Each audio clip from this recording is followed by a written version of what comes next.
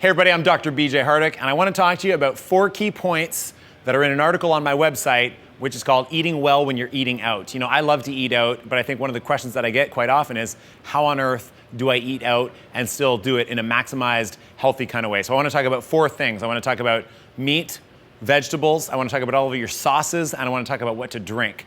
And that's a lot to cover, so do make sure you check out the article that's on drhardick.com. The first thing is think about meat. You know, quite frankly, when I travel, quite often I do go vegetarian because I really can't trust a lot of the meats that are served by restaurants. Now, if you can find a restaurant locally or even when you're traveling that is more of a farm-to-table type of restaurant where you know the sources of the meats or you're dealing with meats that are much more ethically raised, great place to start. You know, I know here in my hometown of London, Ontario, I have several restaurants where I can pick from where they get the meats from the organic farms.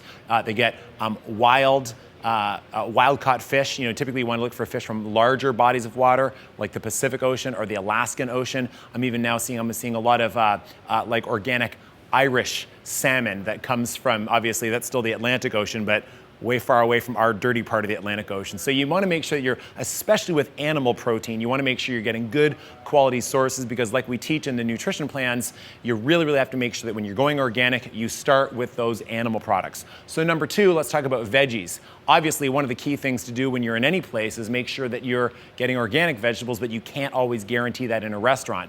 One of the things that I do encourage you to look out for would be the Clean 15 versus the Dirty Dozen. You know, the Environmental Working Group produces a list every single year of the 12 vegetables that are the most covered in pesticides, and those are great ones to try to avoid when you're in restaurants. But the other thing to also just think about too is veggies are a great substitute for all of the starchy, fattening carbs. You know, so most restaurants now, when you go out to eat, there'll be a piece of meat, something really starchy like a rice or a potato, and then you'll also have some vegetables. The best way to handle this, guys, is just go by doubling and tripling up on your vegetables and setting all the rice and all the starchy potatoes and everything to the side, and that way you still stay lean when you're at a restaurant. Number 3, all the sauces. And this is where it gets scary because most of the sauces, unless you're in a restaurant where you know how it is that they prepared it, they will contain a ton of sugar, a ton of preservatives, typically MSG, way more salt than you need. So typically you want to go for as few of the sauces as possible or make sure that you're getting something that's like 100% olive oil or a salsa or a hummus that is made in-house so you know exactly what's in it. And then lastly, when it comes to beverages, you know, truthfully, I actually take my water around because I like to have healthy spring water that is actually more of like a living type of water than just something that's more of like a dead tap water. Of course, we talk about more of that in other articles, but even when I'm out, I do get water instead of pop or instead of soda. If you want to spice it up a little bit, you know, get a sparkling water. And quite frankly, sometimes the sparkling waters actually will be far more purified and better for you than say just the tap water. If you get bottled water, do that. I hope these 4 tips help you out. And don't forget to check out the full article on drhardick.com.